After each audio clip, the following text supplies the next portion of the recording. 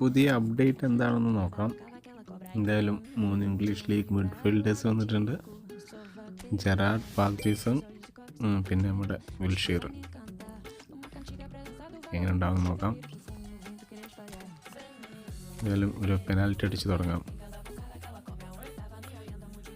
ഇതെങ്കിലും ഒന്ന് ഗോളായാൽ മതിയായിരുന്നു. റെഡി അങ്ങോട്ട്. അതെ,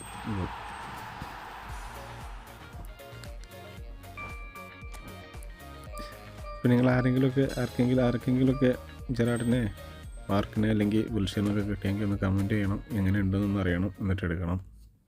എന്തായാലും ടോപ്പ് 3 മിഡ്ഫീൽഡേഴ്സ് തന്നെയാണ്.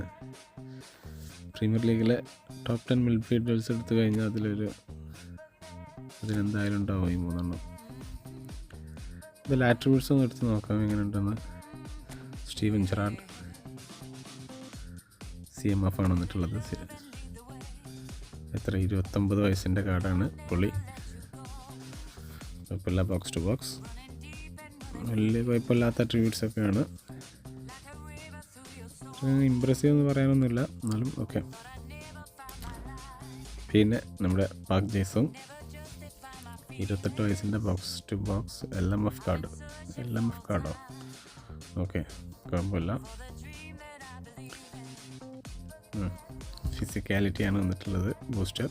ജെറാർഡിന് ഏതാണ് വന്നിട്ടുള്ളത് നോക്കാം. ജെറാർഡിന് ബാലൻസർ ബൂസ്റ്ററാണ് വന്നിട്ടുള്ളത്.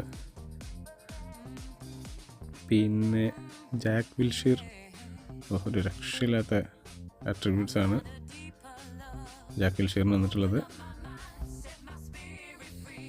ടെക്നിക്, അത്യാവശ്യം ട്രിബിളൊക്കെ ചെയ്യുന്ന ഒരു മിഡ്ഫീൽഡറാണ് ജാക്ക് വിൽഷീർ. ആഴ്സണലിൻ്റെ ഇംഗ്ലീഷ് പ്ലെയറായ ജാക്ക് വിൽഷീർ, ഇംഗ്ലീഷ് പ്ലെയറായ നമ്മുടെ ജെറാർഡ്, പിന്നെ ഏഷ്യൻ സൗത്ത് കൊറിയൻ പ്ലെയർ.